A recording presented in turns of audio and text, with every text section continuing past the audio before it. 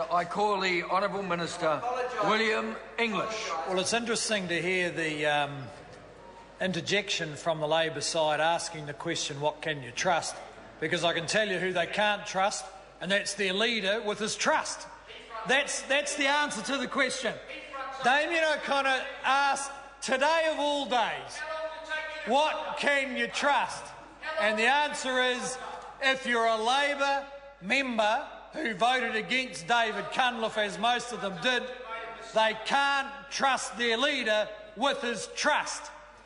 Because he can't... So this is the leader who's going to say... This is the leader who says, I'm going to pay back the money to the people who I can't identify who gave it to me. So that's what's going to happen. So David Cunliffe's contribution to the economic debate today is, people gave me money confidentially to a trust so I could avoid declaring it on the pecuniary interest register, and now that I've said I'm going to pay it back, I'm going to pay it back to people whose name I don't know. Well, his own members of his own caucus don't believe that. And of course, the real shame of all this is that many New Zealanders who used to rely on the Labor Party to protect and advance their interests now find, including those who show they're below 60% of the median wage, now find that the Labor Party is enmeshed in a tangle of its own making over whether its own leader is trying to get round the pecuniary interests of MPs. And who's left? Who's left to advance the interests of the lowest paid New Zealanders? The John Key-led, national-led government.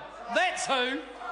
We spend more time talking about the most vulnerable and those on the lowest incomes because we're the government who last week, working with aspirational low-income New Zealanders, got 1,200 of them off a welfare benefit into a job. And if there's one thing Labor don't like, it's people getting off welfare and into work, because they might become ungrateful. They might become more interested in lower taxes than higher benefits. Isn't that a risk? They might start saying, we want decent education for our kids because we understand the power of work, whereas Labor would rather they stayed on welfare and accepted mediocre education, because if you're disadvantaged, you can't expect to learn. And that's another big difference. The National Party believes the point of a public education system is precisely to overcome disadvantage. The Labor Party believes the point of a public education system is to make sure that those who are disadvantaged don't learn because you can't teach them. They're beyond hope. They don't deserve aspiration. They can't learn. And then you can rely on them voting Labor if that's their situation. Well, the evidence is that more and more of the people who used to vote Labor when Labor was a working class party now don't believe that Labor can advance their interests, because Labor, in the old days, in the old days they were a working class party, now they represent the measuring class. The measuring class. People with tertiary education who spend all their time telling us how much misery there is in our community, who know even less than ever about what to do about it. Who's doing something about it? The National Party.